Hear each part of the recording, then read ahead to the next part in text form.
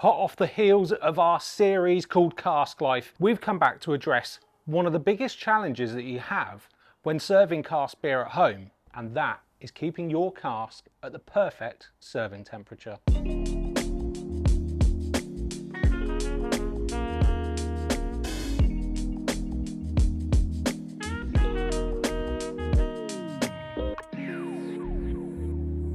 We've been absolutely thrilled with the response that you've all shown towards the series that we put out called Cask Life a few weeks ago.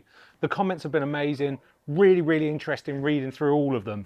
But also, the tail end of that series landed at a really pertinent moment because we hit a heat wave, and it did throw up that big question for us, which is how do we maintain cellar temperatures on a cask when we're serving it at home, so that it can fit in and around maybe our other home brewing antics, you know, the other batches we've brewed, the other things that we've got serving through keg. And so in this video, we're going to take you through some of the options that we've come up with here to try and maintain the perfect cask cellar temperature in your homebrew setup. In a pub, they've got dedicated cellars. Those cellars are generally around 10 to 12 degrees in temperature, which means that when the beer comes out at the pump, it's perfect for supping on. Now, the difference between keg and cask is that keg beer generally sits at much lower temperatures. If it's a lager, probably 4 degrees.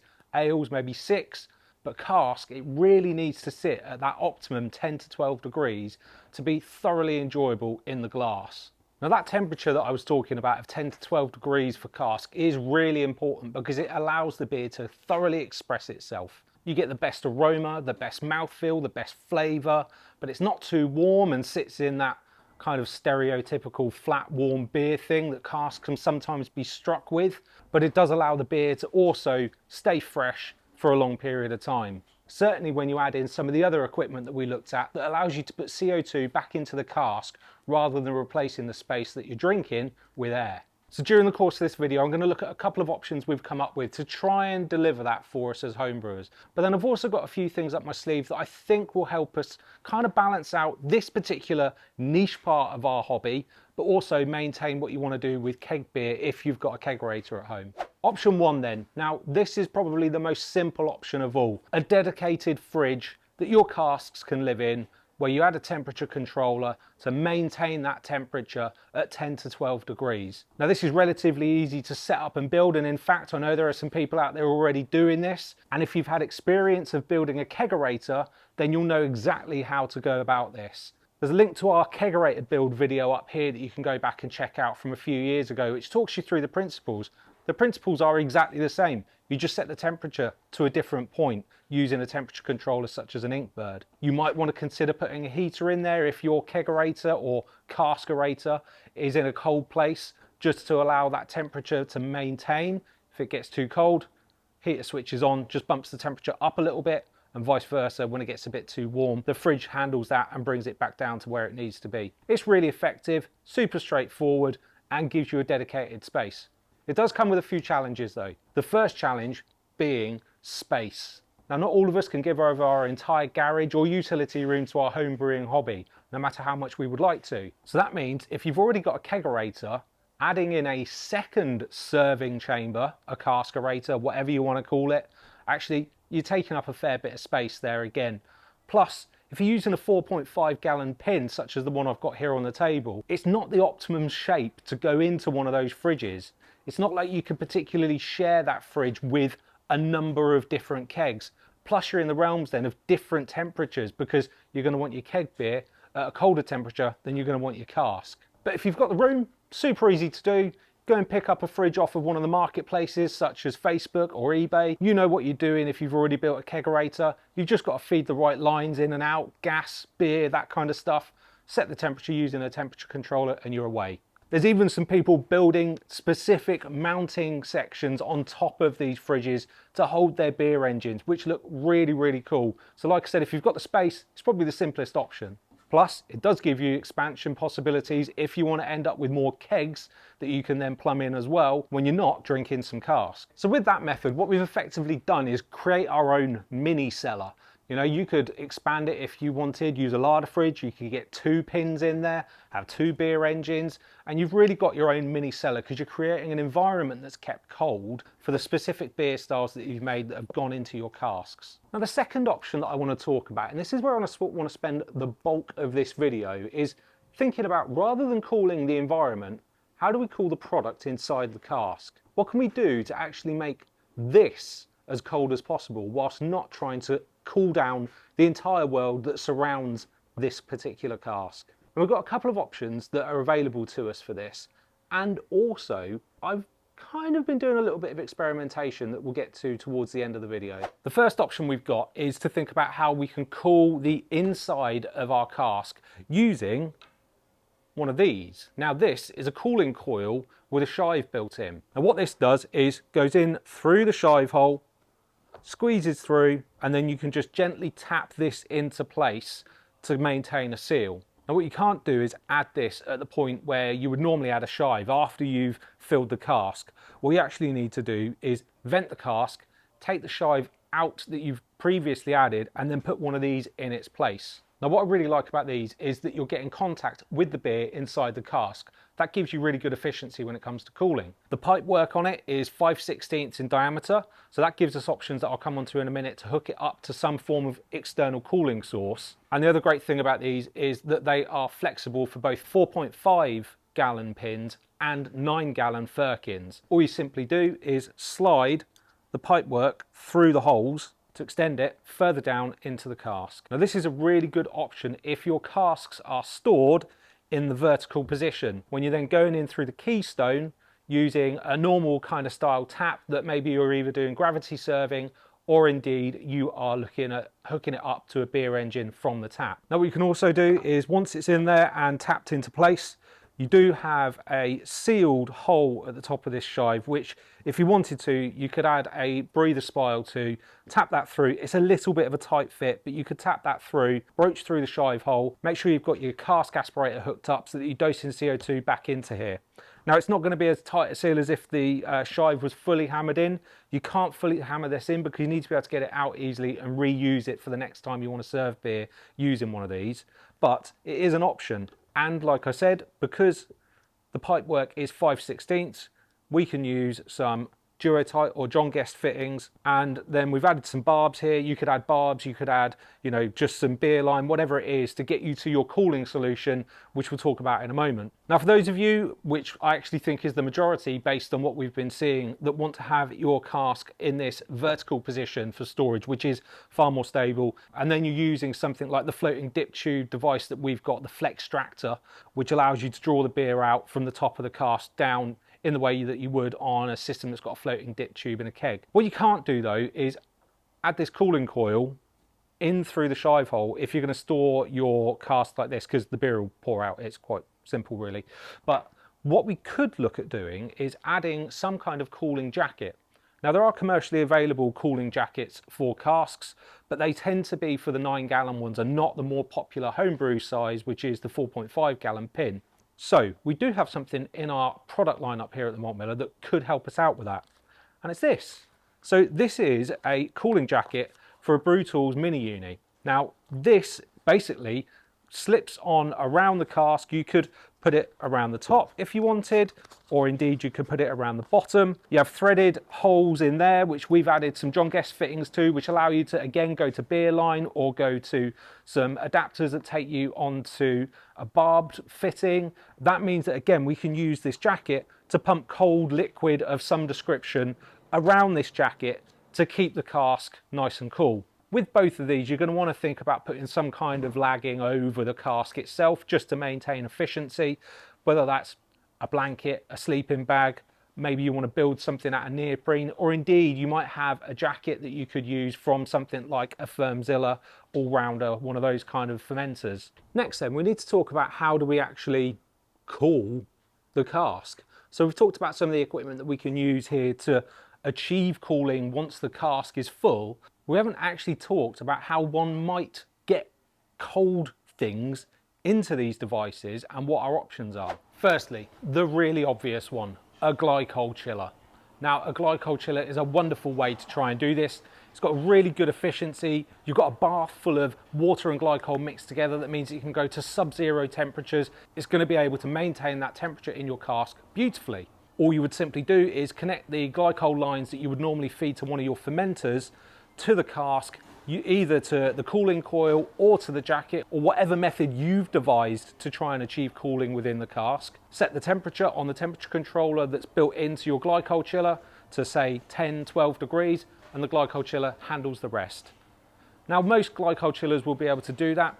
Not all of them though. So for example, the Grainfather one, the temperature controllers are remote to the actual chiller itself, but you can pick up the Grainfather glycol chiller adapter kit, which will mean that you've got a dedicated controller that you can use. You'd simply put the temperature probe taped against the side of the cask with some insulation over the top of it to get a fairly accurate reading. Or if you're feeling ingenious and creative, you might be able to add a thermal well to your cask, although that's not something that I've tried. So yeah, have a think about that, because drilling holes in things that you're going to hold liquids in, inevitably you're going to end up with a leak. But there is an inherent issue with using glycol chillers. In fact, two that I can think of. One, it ties up a line on your glycol chiller that you might want to use for fermentation. Now, some glycol chillers, you can overcome this by putting a submersible pump into the bath of glycol and running it as a completely separate circuit away from your fermentation systems. The submersible pump gets connected to a dedicated temperature controller, just toggles on and off as needs be, pumps your glycol through your coil and your circuit that you've set up to cool your cask, and away you go. The other, and I think this is the more practical problem, is that not everybody's serving space for their homebrew is the same as where they ferment their beer. You know, your brewery might be in an outbuilding. Mine is, right? Mine's outside of the house. But then I've got my kegerator in the house, and that's where I want to serve my beer from. That's where I want to serve my cask from as well. So this got me thinking, and I wondered whether there was another option.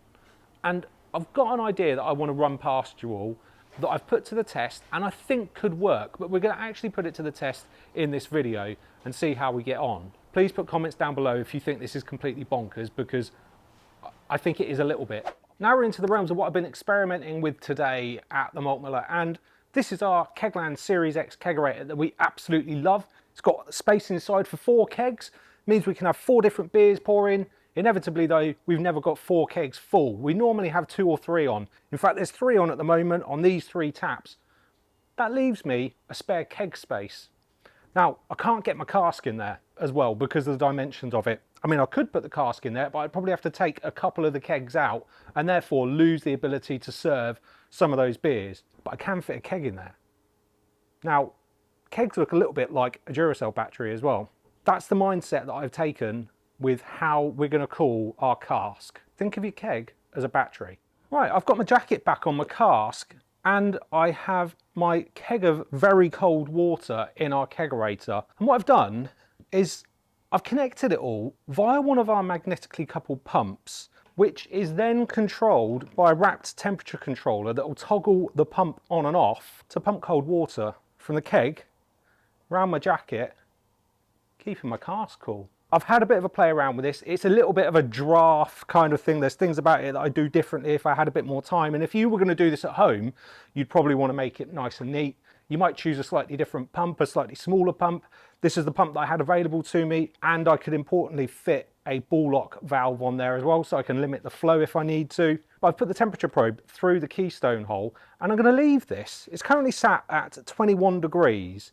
Now, in the Malt Miller warehouse right now, it is absolutely roasting. I think outside it is 24, so in here it's going to be about 26, maybe 27 up on this mezzanine level. I'm going to just leave this for half an hour and see how it does. Now, if it can even just maintain that for half an hour, 45 minutes, I'll be really pleased. Now, if it can cool it, I'll be thrilled. So it's been just over half an hour and my cask cooling system has been running at full tilt and has actually managed to cut half a degree off the temperature of the liquid inside this cask during that period of time. Now, I think that that really shows that this could be a viable option for people. I mean, it is one of the warmest days of the year, not as warm as last week, but it's still a good 27, 28 degrees here in the Malt Miller upstairs in our mezzanine. I've not got any lagging on this, right? So if you really were going to think about this and spec it out a little bit more to your own specifications and take a bit more time over it, I'm sure you could affect that even further and make it more efficient. But what have we actually got going on here? But like I said, that keg of cold water that's in the fridge at 4 degrees, it's soaking up the heat from this cask. Now, the pump is basically drawing the water from the outpost, from the dip tube in the keg, drawing it all the way to the pump. The pump is then pushing that cold water through the cooling jacket and then sending it back to the keg through the gas post, because it just shoots straight back into the top then. So it means we're putting the warmer water at the top of the keg, drawing the cooler water that's chilled down from the bottom of the keg. Now, one thing I did add on the pump is a ball valve. Now, that ball valve just means that I can limit the flow if I need to, because one of the things you have to consider with this is you don't want it just running at full tilt, because this is quite a powerful pump. It will do 32 litres per minute. We are restricting it somewhat by using 3/8 beer line, but what you want to do is kind of have that subtle exchange of heat from the keg through the liquid that's going through the jacket, then sending it back to the keg again. Because if you run it too fast, it isn't in contact with the cask long enough really to draw out enough heat. But as a proof of concept, I'm really pleased with this. Now, I do think you'd want to make this a little bit more efficient if you were going to deploy it at home. You'd probably want to think about the length of your beer line so that they may be a bit shorter. You'd want to think about the position of your pump so it's more easily accessible. You might mount it somewhere. Equally, you would want to probably lag the beer line in some sort of insulation so that you're not losing heat when it's traveling from the keg to the pump and then back to the cask. You're more than likely going to want to put some kind of jacket around the cask as well. Now, that could be a number of things, like I mentioned earlier, but I'm sure there'll be some clever and innovative ways to do that, because what you're trying to do is minimize external heat loss, or indeed heat absorption, so you're getting the maximum efficiency from what you're trying to do. Equally, there might be other pumps that you want to use. I used this one because we had it to hand. The other thing I like about it is it's silent. So if you did have this set up in kind of like your utility room space, or somewhere where it's a little bit more kind of family orientated, social, you wouldn't want a pump that's going to make a lot of noise when it turns on and starts trying to cool your cask down. This one, it's just really quiet, and that's what I like about it for this purpose. Now, even just in the time we've talking, it's already taken another couple of points off of the temperature of this. So I'm really pleased that it's working. I think probably tomorrow morning when I get into work, I'm going to set this going and leave it all day, because it is nearly 5 o'clock now. Leave it running all day, see how it gets on with the temperatures throughout the day here as the building warms up. So that was past me. Now this is tomorrow me in the timeline of the video. And I've actually done that. I've had our system set up and running for the whole of the day. It's approaching about 4 o'clock at the moment. Now, it was holding the temperature of the cask at, let's say, probably about 20 degrees, which is the temperature that I came into this morning. I've fettled around with it a little bit. I've actually put a jacket for a firm zilla over the top just to see if that helps. And it held it at that temperature all day long. And I was kind of like, okay, is it doing a good enough job? So one thing I did was I turned the pump off for an hour and left it. And the temperature crept up. The temperature's now at 23 degrees. So that helps prove the point, I think, that this could be a really viable option. Now, back to yesterday, James. Now, these are only a couple of ways that you might wish to try and cool down your cask. I'm sure there are other ways that you could potentially cool down a cask that we've not thought of. So what I'd love to know is if you have other thoughts and suggestions, please drop them in the comments section below. I'd love to hear about it, because I think this is probably one of the biggest challenges for us as homebrewers. Now, if you've got any other thoughts, comments or questions, drop them down below. We will get back to you. We love reading them. And equally, if you've made it to the end of the video and you're not already subscribed, please do subscribe to our channel, hit the bell for notifications so you can stay up to date with everything we're doing here, and give it a thumbs up as well, because that really helps us out. And if you're not already, head over to our website, join our mailing list. You get 5% off your first order if you're not already subscribed, and you will be able to stay up to date with all of the fun we have here at Malt Miller HQ, new products, promotions, videos that go live every Sunday morning, and we'll keep in touch with you that way. Now, all that remains is to say, as ever, have a great brew. We'll see you again next week.